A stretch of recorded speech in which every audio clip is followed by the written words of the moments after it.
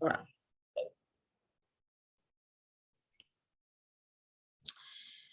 Hi, Erica. So today, guys, I'm going to be interviewing Erica Suggs Booth, who is going to be sharing with you all our experience of working together as a part of our mastermind program. She was one of our first mastermind students, and I want to have her just share a little bit. So Erica, why don't you introduce yourself, tell us what you do, and a little bit about yourself and your business. Yes. So I am a degreed accountant, and a master's in finance, business owner. I have been operating my business for the past 8 years, March 1st. And I really started to see a lot of growth in the last 4 years of the business. I'm based in Lansdowne, PA, right outside of Philadelphia. And last year, I felt as though, even though I saw the growth, I felt a little stagnant. And I didn't want to have another year of just a few thousand, 10, 20, 30,000 over what I did the prior year. I really wanted to see some double digit numbers. And so that's why I reached out to Shanta to get a better understanding on my pricing, on my clientele, on my services as a whole, so I could just take this business and leverage it to the next level. Awesome.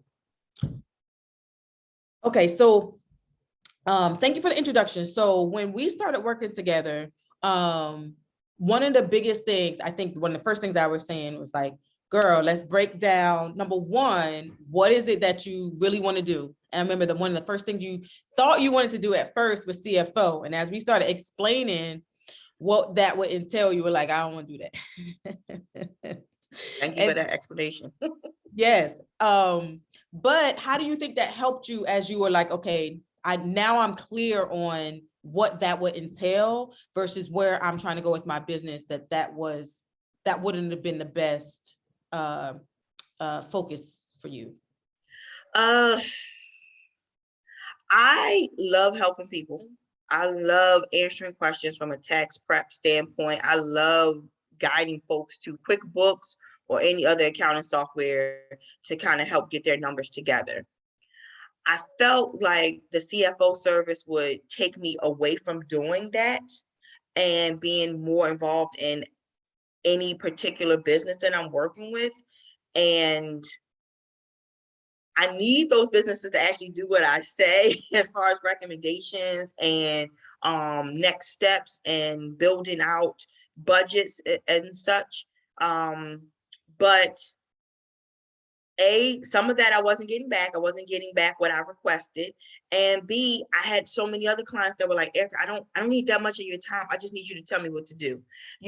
And I found that I enjoyed that more, helping them just get started or helping them their trajectory to get to maybe another service, or does this make sense to add this in right now for their business? So CFO it's great for those who can accommodate other businesses and invest that time. But for me, I just like being hands-on with individual clients and businesses to kind of get them to the next step. Not quickly, but I guess effectively and more efficiently, because CFO work is like more long-term, in my opinion. I would 100% agree with that. I think CFO is definitely more long-term. Do you think that actually saved you time, like having those discussions to realize maybe that's not the best avenue? Because one of the things I've seen is that by getting clear with people on what direction is the best for them to take, that it saves them time. I know for me, I was years in the making in the wrong space. And then once I realized like, oh, I really don't want to do this. I really want to do this. It was just like, man, I could have figured this out years ago and saved all that time. Do you feel like that saved you time? Like maybe you were about to go down a journey that would have taken you time that you didn't need to spend there? Absolutely. You helped me out a lot, because again, I thought that providing that type of consultation or advisory services would be helpful in growing the business and bringing in a different range of income with an individual client. But I don't need that. Like, I really thought CFO and tax prep was what I wanted to do, but it really is. It really isn't. And I actually enjoy tax prep, and I actually enjoy helping with the bookkeeping side. And I needed to realize I needed to stay on that path and just expound on it versus trying the CFO and wasting time and energy and not getting the results that I wanted. Because I want to see double-digit results for my own firm, because if I can help other people earn double-digit results, I wanted to. I definitely Absolutely. wanted to. So I had to Absolutely. figure out, take take what I think I want out the picture and actually get structure and coaching on what I needed to do. Because if I would have just did it on my own, I still would have been trying to offer CFO services. Yeah. Well, Like, how I'm much do I glad. charge for it? I don't know, but yeah, I would have kept that path. But I'm glad I didn't, because it's just not for me. I could do it, but I it's just not for me. Awesome. Well, I'm glad we could narrow down and kind of get that clarity. So the $1 million thing that everybody wants to know is money and how you're doing as you're closing in that gap to get to those multi six figures. So I know you're still kind of navigating that and going through that. But one of the big things that we did with you was start figuring out your pricing. One of Yes. the big discussions we had was to make sure we got your pricing properly aligned, because you already had like all this knowledge. I mean, you and I go way back to our corporate days in tax. So I already knew you had the knowledge, the expertise. You and I have worked on projects since then, big projects like with the Budgetnista company. So I knew that you had the knowledge base, but what you were charging was not aligned with what you were already bringing your client. So let's talk a little bit about that and how making those shifts there, or now you're starting to see some shifts also in your revenue in line with where you're trying to go to. So everything you said, 100% is all true. I have a lot of years of experience. I have degrees under my belt. I thought that by pricing myself with the average analysis. So NATP is a organization I joined several years ago, National Association of Tax Professionals. They provide a yearly cost-based analysis on fee structure. I tried to price my fees on the average, not the high end or the low end, but the average. So I thought I was coming in at a good place because I really didn't know where to price it. But then I was learning we were doing much more. So for me, we do tax prep, but after that, I would tell a client, well, you need to maybe look into an S corp based off of different factors. I would tell a client, well, you need to do a little bit more with your keeping up with your miles because you drive a lot, but you don't use a good software to keep up. That can help you save dollars. There were different things I would kind of give them for free instead of tax plan for it, but I would Yep. give it to them because I want to help educate folks to do better within their business. Because a lot of us, even on the minority side, we don't know. Yep. And we get a lot of answers from different people. And I always felt I needed to give more. So I would provide more, but charge less.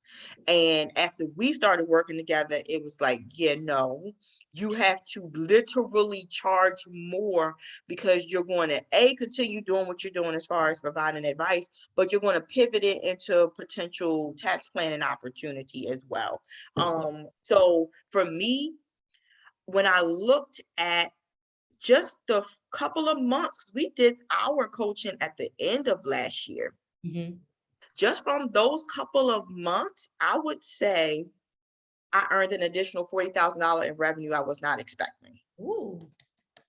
Yeah, additional 40,000. Well, I'll take that back. Actually, I would say no, I would probably say maybe 60,000 because I love to compare what I did last year. Like I compete with no one but myself.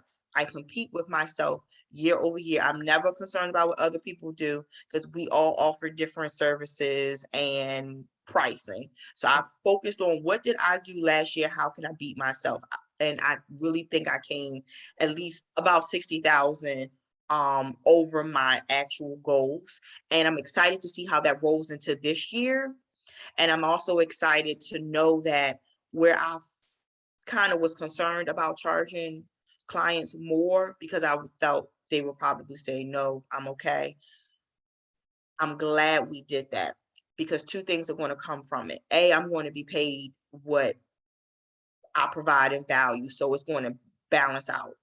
And B, if someone can't afford it, that's okay. They'll go somewhere else. But it's almost guaranteed one or two more people will step in place of that person that said, no, they can't afford it. So you have to be comfortable with and confident in providing that pricing, and they're going to say yes, or they're going to say no, but it's going to be many more people that's going to pay you what you're worth. So you can't be concerned about the ones that are going to say no. You just Yeah. can't. And I'm okay with that. I had to get over that. I had to get over it.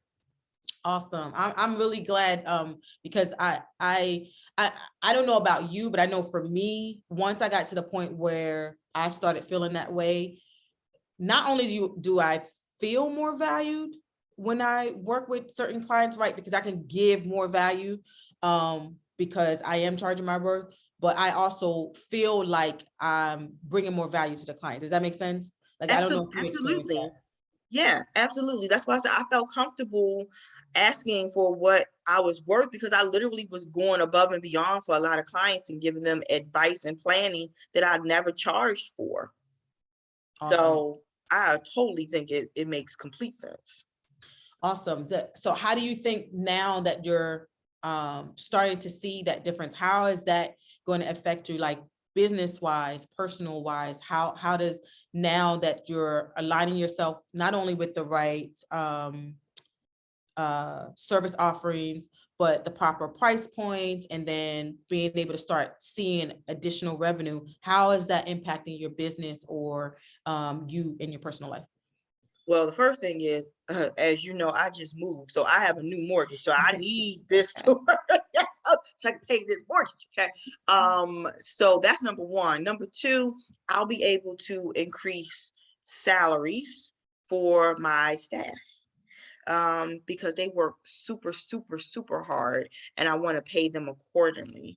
I'm also will be able to bring in additional staff because my goal is to truly be the CEO and just do more of the, hey, we'll bring in this client, let's work with that one, or we may need to step back from I want to do more decision making versus the actual work and the actual review. I would like to bring in a couple of more me's at my level to help do the work so I can sit back and actually be the CEO and drive the business. But hire new hires, increasing wages and salaries for current hires, being able to take care of all the personal needs I have with new endeavors. And then the last thing is being comfortable with the new rent I will be paying because I will be leaving my current location in the next 2 to 3 months. Oh, awesome. I remember that Yep. was something that you wanted to do, was move to, Yep. you went to the bigger office, right? I want to get a bigger office. So the location that I would like to go is definitely higher rent, but I want to be able to accommodate that easily with no issues every month. So the new service offerings and the pricing will allow me to do all of these different things. Awesome. That's what I was just about to ask you, like, what do you think the biggest contributors um, to that were for you? But it sounds like the outlining the service offerings and making sure we properly align the price points Yeah, are the biggest contributors. 100%, 100%. Awesome. So what is next for your company? Ooh, what is next? I think the next thing would be to actually get everybody on board with the new pricing. Um, tax prep is one thing. The other big item we offer is bookkeeping. And I need to get the bookkeeping clients that I currently have on board with the new pricing and understanding what we're going to bring as additional value to their monthly and or quarterly reports and analysis. So that's the next thing because I really want to see high 5-digit billings each month because we talked about that. And so I am seeing it. I have definitely increased billings. Just immediately, because I was able to charge accordingly based off of what we talked about when assessing potential bookkeeping clients.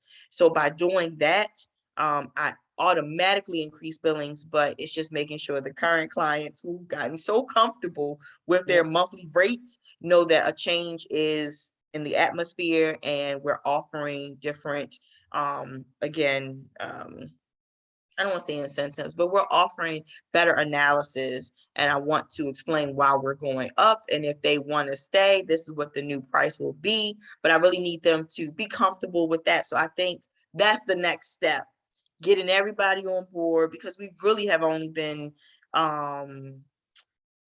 incorporating this change for the past 2-3 months.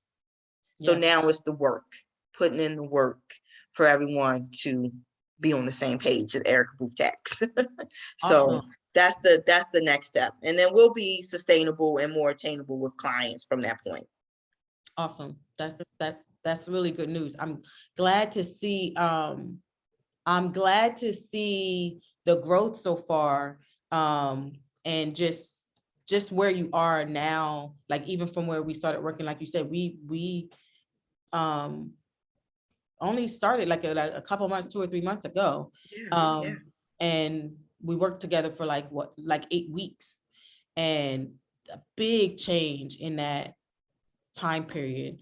But it's nothing like revenue change, right? So we can say there's one thing to say there's a change, but we want to see, we're accountants, so we want to see what is the financial impact of what that financial change is. So I'm really glad to hear how that has changed. What would you tell someone if they were interested in coming on to work with me? What would you tell them if they were interested in coming on to possibly or considering working with me, and maybe they were on the fence?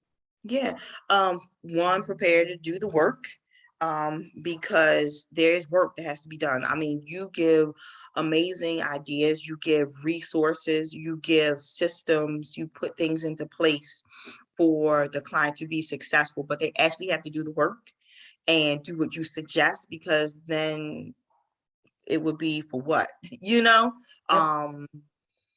and then be prepared for change and grow in confidence. You have to be confident in the changes you are making, because your clients can feel that confidence. I can confidently say, oh, this is going to be your quote or your fee. And it could potentially change depending on, additional work that needs to be done. They're okay with that. They don't see any problem with that. I lay everything out from them from A to Z. You have to gain the knowledge, be confident in it, implement it, increase staff, do whatever you need to do, understand the systems. Oh, and understand the systems as well, because there are systems that have to be put into place for automation, and you have to take the time to learn that too. So that takes everything back to prepare to do the work. And understand that even in your field, you may feel like an expert, but we all still have learning to do. So while you think you're at the top of your career path with your business, knowing it all, trust me, as someone that's going to be able to help, such as Shanta, who will get you to that next level, because sometimes we can be in our own way because we think we know everything, but we really don't. And it's a forever changing and new learning environment when you're an entrepreneur. Nothing stays the same year over year. Awesome. Those are good words of advice. And thank you so much for the encouraging words. It's always one thing to be on this side, and it's always good to be able to hear from others how you've impacted them, because I can only see from my side. So it's always good to be able to hear. So what parting words might you have for someone today if they've taken the time to listen to this interview? I see parting words. You can do it. You can honestly grow your business past your own expectations. Do the work. Be humble, because sometimes you will scale so quickly and like, oh, let me go buy this or do that. Because sometimes you're not used to a big influx in revenue because of the changes you've made. And I know that might be small, but humility goes a long way in this business. And be sure to share the knowledge with others that are in the same boat and are looking into potential coaching. Let them know coaching is super, super helpful. It's going to bring out um, the areas of the unknown. You're going to learn about systems. You're going to learn about hiring folks. You're going to learn about hierarchy. You're going to learn about a lot of different things that you didn't know before. So the goal is just to be open to all of the information that's coming your way. I can't say it enough. You have to be open. You have to be ready. You have to be prepared. And you have to share again with others, because everyone's going to be in different places, but we all need coaching at some point to get us out of that what's it called, like the Coke bottle, what is it, like I forgot what they call it, like when you I know what you're saying. What's that word? It's like a bottleneck or something they call it. Everybody's in like a bottleneck. Yeah, yep. you think you're doing good, but you could do better. So share with others. Like I will always share with others. You need to do coaching. In this field, I will always recommend Shanta because she gets it. She understands. She understands. Can we pause for 1 second? 1 second. Yep. All right, thank you, Erica, so much for taking out the time for today's interview. And anyone who wants to know more about her accounting and tax services, Erica Booth Tax. And that's it. You want to say farewell? Thank you, Shanta. I appreciate you. You're welcome. Thank you so much. All right, we'll talk soon. Okay. All right, bye. Take care. Bye-bye.